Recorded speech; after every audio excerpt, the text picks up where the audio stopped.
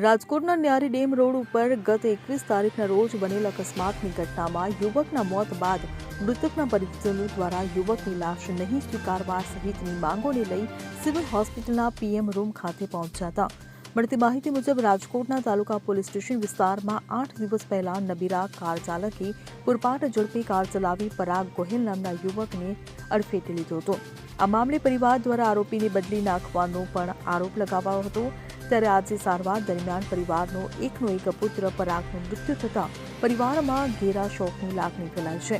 પરિવારના લોકો સહિત આગેવાનોની માંગ જ્યાં સુધી ન્યાય નહીં મળે ત્યાં સુધી પરાગની બોડી નહીં સ્વીકારે તેવી ચીમકી ઉચ્ચારે છે.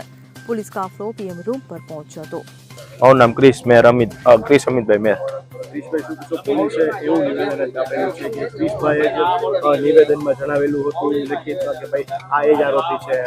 ના, એમાં મને કોઈ એવી રીતના મેં એ ભાઈને જોયા નથી. મને ભાઈને કાંઈ હું ઓળખતો નથી. ખાલી ત્યાં એમ કીધું કે ભાઈ આ આરોપી છે, આને તમારે સ્વીકારવો પડશે તો જ તમારો ક્લેમ થશે. એવી તમને દબાણ મૂક્યું. કોણે તમે દબાણ મૂક્યું? એસપી ચૌહાણ સાહેબ અને રાઇટર હતા નિલેશ ચાવડા.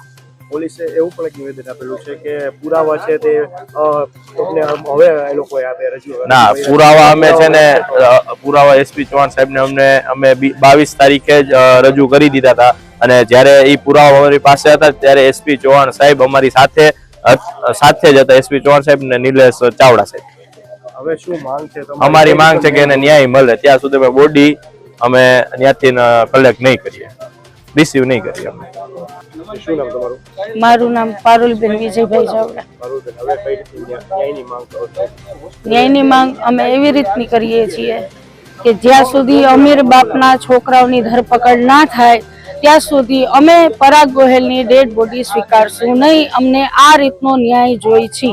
પોલીસે કે આરોપીને તમારા ક્રિશભાઈ છે તેને આઈડેન્ટિફાઈ કરેલા છે. એ ખોટી વાત છે, તદ્દન ખોટી વાત છે. ક્રિશભાઈ જ્યારે સ્પોટ ઉપર ગયા ને ત્યારે ફક્ત ને ફક્ત એનું ધ્યાન પરાગ ગોહિલ ઉપર જ હતું. તમારી શું માંગ છે? હવે કયા પ્રકારે કાર્યવાહી થવી જોઈએ? પોલીસની કામગીરી ઉપર તમે શું કહો છો? પોલીસની કામગીરી ઉપર તો અમને ભરોસો છે જ નહીં.